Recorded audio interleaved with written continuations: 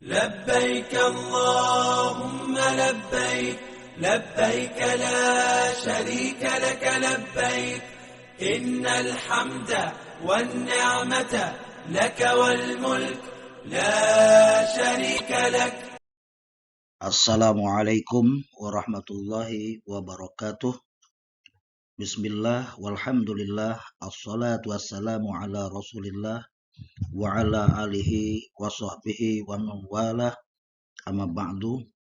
Para pemirsa muslimin muslimat Duyufur Rahman rahimakumullah. Selamat berjumpa di pengantar manasik haji dan umroh mandiri pada bagian 17 tentang Armusna, yakni Arafah, Musdalifah, dan Mina, yang terlebih dahulu akan diterangkan tentang apa saja akan dikerjakan oleh jemaah haji ketika wukuf di Arafah. Seperti biasa, dianjurkan bagi para pemirsa yang akan melaksanakan ibadah haji, agar menyiapkan dan membuka buku panduan manasik haji dan umrohnya jika ada, guna memudahkan menyimak apa saja yang diterangkan di pengantar manasik haji dan umroh mandiri pada bagian 17 ini, berhubungan dengan pelaksanaan wukuf di Arafah.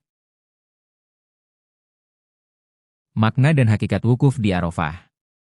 Wukuf di Arafah merupakan rukun haji yang paling utama, yang berarti berdiam diri atau beristirahat di padang Arafah pada tanggal 9 Zulhijjah.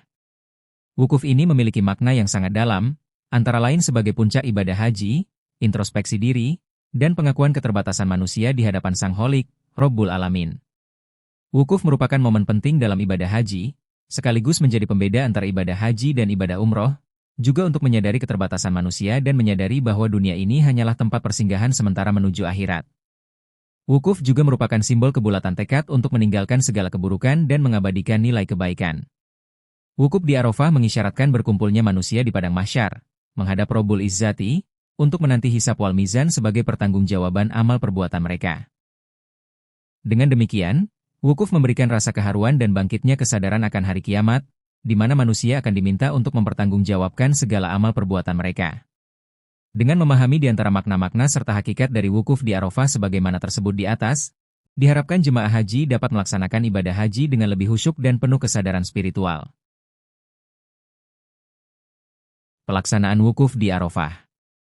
Pada pengantar manasik haji dan umroh mandiri bagian 16, sudah disebutkan bahwa, tanggal 8 Zulhijjah, pemberangkatan jemaah haji dari hotel ke Arafah terbagi dalam 3 trip.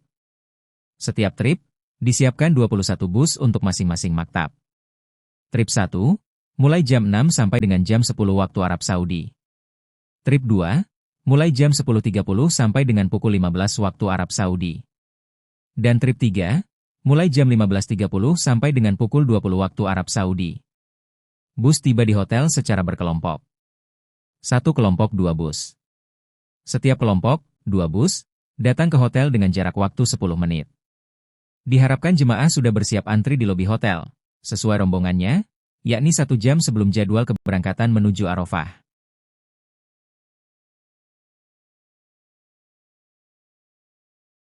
Pelaksanaan wukuf. 1. Pagi hari tanggal 9 Zulhijjah setelah makan pagi, sebaiknya jemaah haji beristirahat 1-2 jam, yang mungkin semalam tidak bisa tidur agar tubuh segar dan tidak mengantuk selama pelaksanaan wukuf. 2. Wukuf dimulai sejak tergelincir matahari waktu zuhur, dan berlangsung hingga matahari terbenam pada hari Arafah, 9 Zulhijjah. 3. Wukuf dilaksanakan setelah khutbah wukuf, dan sholat jamak qashar takdim zuhur dan asar.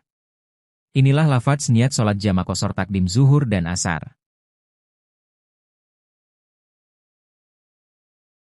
Usolli fardhu zuhri rak'ataini majmu'an bil asri jam'a taqdimin kasran adaan lillahi ta'ala, atau cukup di dalam hati berniat mengucapkan aku salat fardhu zuhur 2 rakaat dijamak dengan asar jamak takdim kasar karena Allah Ta'ala.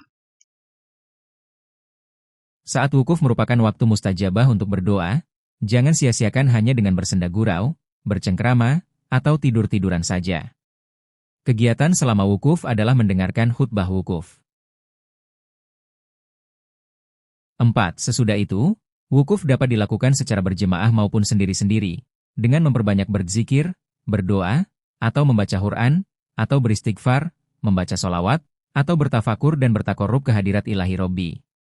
5. Wukuf dilakukan dalam suasana tenang, khusyuk, dan tawadu kepada Allah Subhanahu wa Ta'ala. 6. Dalam melaksanakan wukuf ini, tidak dipersyaratkan seseorang suci dari hadas besar maupun hadas kecil. 7. Wanita yang sedang haid atau nifas, melaksanakan wukuf di tenda Arafah. 8. Bagi jemaah haji yang sakit dan berada dalam perawatan di rumah sakit atau KKHI, dan memungkinkan dibawa ke Arafah melaksanakan wukuf lewat proses safari wukuf. 9. Sebaiknya jemaah tetap berada di dalam tenda atau kemah selama wukuf, untuk menghindari sengatan panas matahari. Arafah sangat terik, dan kelembapan udara rendah, dengan suhu 41 Celcius sampai 42 Celcius disertai angin berdebu dengan kecepatan 0,5 km per jam. 10. Bila ke kamar mandi atau toilet, carilah waktu-waktu senggang atau lengang, agar tidak terlalu lama mengantri. 11. Jagalah segala larangan ihram, jangan sampai melanggarnya. Jaga pula kesehatan, banyak minum air putih, makan yang cukup, minum obat yang dianjurkan dokter, dan gunakan alat pelindung diri. 12. Sesudah kegiatan wukuf, mungkin setelah maghrib, jemaah haji akan diberangkatkan menuju Musdalifah untuk mabit di sana. Pemberangkatan secara bergelombang, sesuai urutan. Janganlah berebut ketika memasuki bus angkutan, apalagi sampai berbantah-bantahan. Cukup sampai di sini pertemuan kita bersama pengantar manasik haji dan umroh mandiri bagian 17. Di pertemuan akan datang akan diterangkan tentang mabit di Musdalifah dan mabit di Mina. Silahkan like dan komen. Jika ingin berlangganan untuk channel kami, tekan tombol subscribe dan bunyikan loncengnya agar Anda dapat menerima notifikasi konten baru dari kami. Semoga bermanfaat. Subhanakallahumma wa bihamdik. Ashhadu an la ilaha illa anta. Astaghfiruka wa atubu ilaik. Wallahul muwaffiq ila aqwamit thariq. Assalamualaikum warahmatullahi wabarakatuh.